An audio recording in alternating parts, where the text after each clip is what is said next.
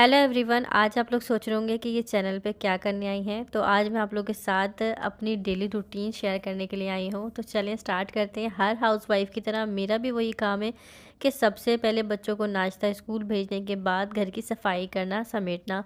तो यहाँ हाउसमेट मेरी किचन में अपना सारा बर्तन वगैरह वॉश कर रही है और मैं घर समेटने में स्टार्ट हो गई हूँ, ताकि मैं उसको क्लीन करके समेट के सारी चीज़ें सेट कर दूँ। बाकी वो अपना झाड़ू जो भी डस्टिंग वगैरह है वो कर सके। बेटी मेरी आज गई थी पेपर देने के लिए स्कूल, क्योंकि एक दिन बेटा जाता है और एक दिन मेरी बेटी, क्योंकि उनके पेपर चल रहे हैं तो गैप आ रहा है स्कूल के अंदर ना, थोड़ा सा दे रहे हैं। तो जी यहाँ पे फिर हमने पूरा किया क्लीन, पूरा रूम समेट दिया मैंने। फिर उसके बाद मैं जाऊँगी दूसरे वाले रूम की तरफ, अपने अपने बच्चों के रूम की तरफ। यहाँ पे भी बहुत ज़्यादा मैस फैलाया हुआ था बच्चों ने। सो सबसे पहले तो मैंने चीज़ें समेटनी है। सर्दियों के कपड़े आपने सोफ़े पे देख रहे होंगे, यहाँ मैंने अलग किए थे सर्दियों के कपड़े, क्योंकि अब आ गई हैं गर्मियाँ और सर्दियों के कपड़े जाएंगे वापस स्टोर के अंदर। तो यहाँ मैंने पहले निकाल के रख दिए। 2 दिन से इसी सोफ़े पे पड़े हैं बेचारे ये कपड़े।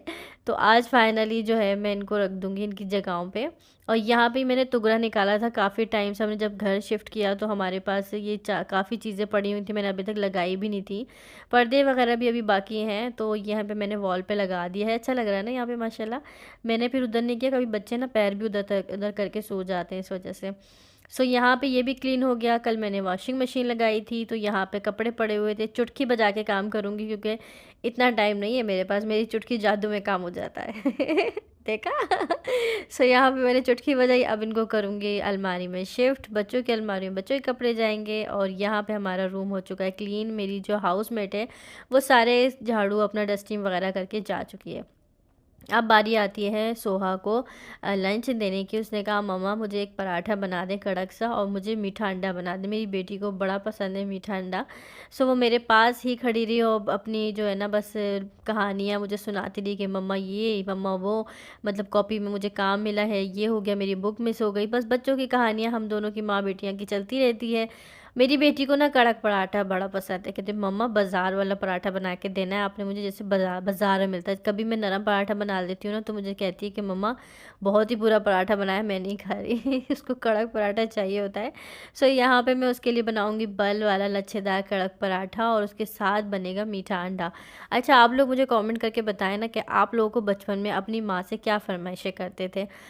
मुझे तो कुछ अभी याद ही नहीं रहता मैं मेरे तो दिमाग में इतनी चीज़ें चलती रहती हैं।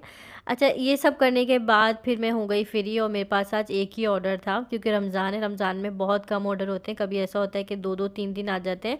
तो आज हमारे पास सिर्फ 1 ही पाउंड का केक का ऑर्डर था, वो भी एनिवर्सरी केक। तो ये सब करने के बाद मैं बच्चों को और जो है ना मतलब बच्चों को ट्यूशन भेज दूँगी। 2 बजे आजकल बुलाती है ट्यूशन वाली, ताकि जो है ना वो उसको पेपरों की तैयारियाँ बच्चों को करवा सकें। घर भी साफ़ हो गया अल्हम्दुलिल्लाह, और मैं भी फ्री हो गई थी। फिर मैंने नमाज़ पढ़ी, ज़ोहर की नमाज़ भी पढ़ लूँगी। फिर उसके बाद मैं जाऊँगी केक बनाने के लिए। चॉकलेट फ्लेवर का हमारा केक है, 1 पाउंड का जस्ट केक था। सो यहाँ पे हमारा सोहा का जो है वो लंच तैयार हो चुका है। सोहा को हम लंच देंगे, देखते हैं कि सोहा के एक्सप्रेशन के क्या है, क्योंकि सोहा को ना, मेरी बेटी को बहुत कम मज़े की चीज़ें नहीं पसंद आती हैं तो यहाँ पे मैं अब अपना केक बनाना, स्पंज बनाना शुरू कर रही हूँ। और वैसे अमूमन तो मैं स्पंज की रेसिपी मैंने अपने यूट्यूब चैनल पे अपलोड की हुई है। अगर आपको केक बनाना सीखना है सो आप लोग देख सकते हैं। अभी मैं बड़ी बीटर मशीन के अंदर नहीं डाल रही हूँ, क्योंकि 1 ही पाउंड का जस्ट केक था, तो मैंने कहा मैं हैंड बीटर से ही इसको बना लेती हूँ। और यहाँ पे जी अब नमाज का वक्त है, मैं नमाज अदा करूँगी, और फिर अब अल्लाह की और मेरा ही इबादत का टाइम शुरू है, तो इस चीज़ को मैं नहीं करूँगी रिकॉर्ड। सही है। अब यहाँ पे मैं स्पंज वगैरह जब तक मैं रख के आ गई थी, फिर मैं नमाज़ पढ़ी, दुआ मांगी, कुरान पढ़ा। तो जब तक मेरा स्पंज बेक हो गया था, फिर मैंने केक तैयार कर लिया। आई होप सो कि आपको ये ब्लॉग पसंद आया, और लाइक एंड सब्सक्राइब।